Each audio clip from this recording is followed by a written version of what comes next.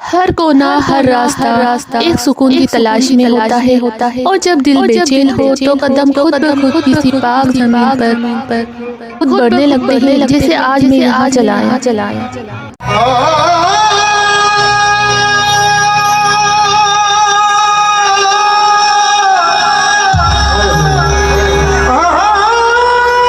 आज हम आ पहुँचे हैं कुतुब मालवा, शहंशाह मालवा हज़रत बाबा शहाबुद्दीन रहमतुल्लाह अलैह के यहाँ, क्योंकि मौका भी है, दस्तूर भी है।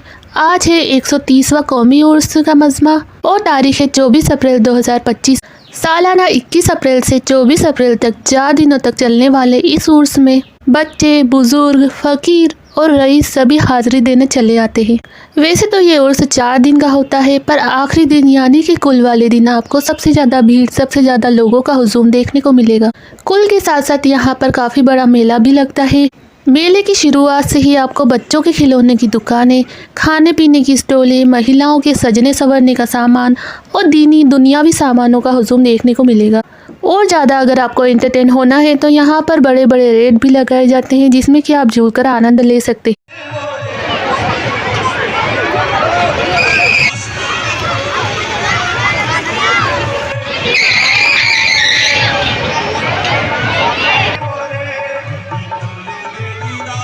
सभी आने वाले ज़ायरीन को निस्वार्थ सेवा भाव से भरपेट खाना खिलाया जाता है।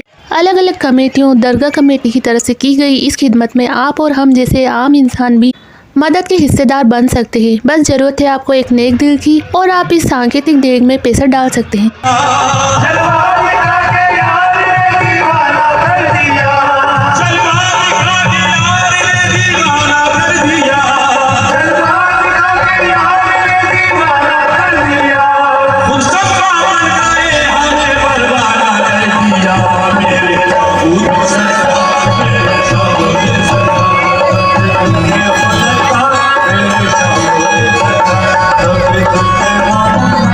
बात कर लेते हैं दरगाह के थोड़े से इतिहास और ईंट पत्थर से बने इस ढांचे के बारे में। कहा जाता है कि दरगाह से पहले यहाँ पर एक मसान हुआ करता था, जिसमें कि चिताएं जलाई जाती थी। एक शख्स जो कि यूपी की मिलिट्री में ऑफिसर थे, वहाँ उनकी सरकारी नौकरी थी। वहाँ से वे रिटायरमेंट लेकर यहाँ पर मसान में आकर खाना बनाने लगे। चिता की जो आग बच जाया करती थी उसमें ये खाना बनाया करते थे। जब कुछ स्पेसिफिक धर्म के लोगों ने इस पर एतराज़ किया तो इस शख्स की तरफ से काफ़ी चमत्कार किए गए। कहा यह भी जाता है कि इनके पास जो चिमटा था जिसे ये खाना बनाने में इस्तेमाल किया करते थे, अंगारे उठाया करते थे, उससे चमत्कार करके इन्होंने एक कुएं का निर्माण किया था। आज भी ये कुआं यहाँ पर मौजूद है जो कि 16 फीट गहरा है। इसी तरह के और भी चमत्कार इस शख्स ने किए और यही शख्स आगे चलकर शहाबुद्दीन बाबा कहलाए, जिनको कि आज मालवा के सरताज, कुतुब मालवा या शहंशाह मालवा कहा जाता है। और अगर इनके खानदान की बात की जाए तो कहा यह जाता है कि ये मदारिया सिलसिले के थे।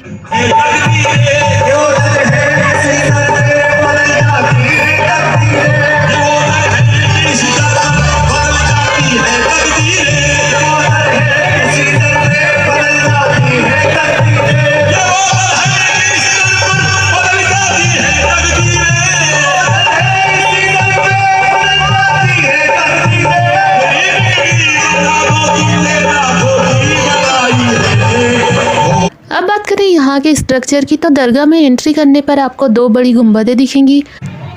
ऊंची वाली गुंबद आप हजरत शहाबुद्दीन बाबा की है और निचली वाली गुंबद मोइनुद्दीन बाबा की है। और निचली वाली गुंबद में मोइनुद्दीन बाबा का मज़ार है, जो कि हाल ही में यहाँ पर तामीर की गई है। बाहर की तरफ छोटा सा चौबारा बनाया गया है और एक चिरागदानी है, जहाँ श्रद्धालु अपनी आस्था को प्रकट करते हुए अगरबत्ती लगा सकते हैं और अपनी मन्नत मांग सकते हैं। अगर बड़ी दरगाह की डिटेलिंग की बात करें तो दरगाह में मेन स्ट्रक्चर के साथ यहाँ एक मस्जिद तामीर की गई है, जिसका कि नाम चिराग मस्जिद है।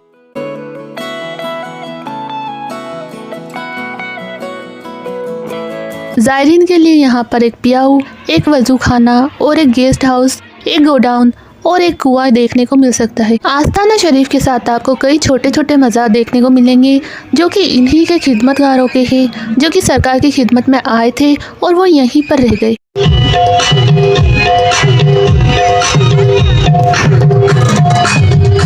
यही यहीं पर आंगन में एक और आस्थाना आपको देखने को मिलेगा जो कि कलाल बाबा का कहा जाता है, जो कि राजस्थान से यहाँ पर आए थे। अब बात करें इन दरगाहों के तामील की, तो शहाबुद्दीन बाबा की दरगाह की तामील दरगाह कमेटी के द्वारा और मोइनुद्दीन सरकार की दरगाह की तामील उनके खिदमतगारों के द्वारा की गई है। अगर बात करेंगे खिदमतगारों में, तो खासकर आप लोग यहाँ पर कजराना, धार और इंदौर के मुरीद ज्यादातर देखने को मिलेंगे। दरगाह के सामने ही आपको कुछ घर देखने को मिलेंगे जो कि कहा जाता है कि इनके वंशजों के घर, जो कि आज भी यहाँ पर रहते हैं और दरगाह की खिदमत किया करते हैं। शहाबुद्दीन बाबा के एक खास खिदमतगार थे जिनका की नाम अख्तर बाबा था। कहा जाता है कि ये आंखों से नबीना थे, यानी कि आंखों से अंधे थे, पर ये बिना देखे सभी का नाम बता दिया करते थे। जो भी जायरीन यहाँ पर आया करते थे अपनी मन्नत मांगने, उनकी यहाँ पर मन्नत पूरी हुआ करती। अगर बात करें दरगाह की शोहरत की, तो काफ़ी ज़्यादा फेमस है ये दरगाह, खासकर एमपी के मालवा रीजन में काफ़ी ज़्यादा फेमस है। यहाँ पर बॉलीवुड के एक्टर संजय दत्त भी एक बार आ चुके हैं और भी कई छोटे मोटे सेलिब्रिटी यहाँ पर आते रहते हैं।